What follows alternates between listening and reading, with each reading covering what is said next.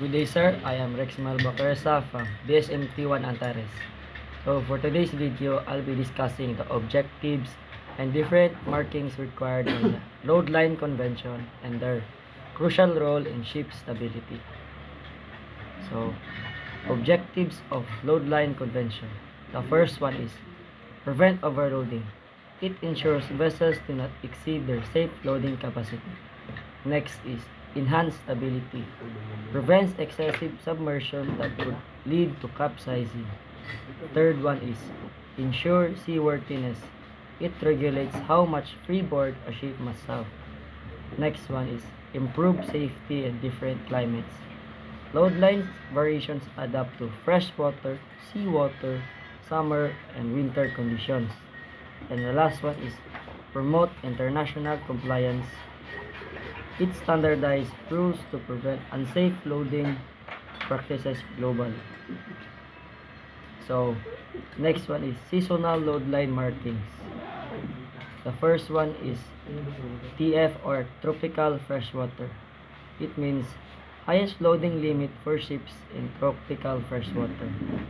So its position is compared to summer load line above freshwater by 1/48 of summer draft. Next one is F, freshwater. Maximum load allowed in freshwater ports and lakes. It is above the tropical by 1/48 of summer draft.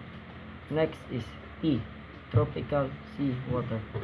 Load line for ships in tropical sea water, above the summer by 1/48 of summer draft.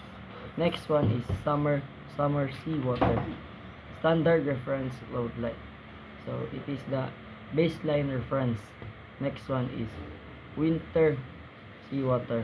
For rough winter seas allows more freeboard. Below summer by 1/48 of summer draft.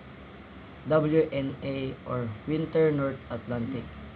It is the strictest limit for extreme conditions, 50 millimeters or 2 inches below winter load line.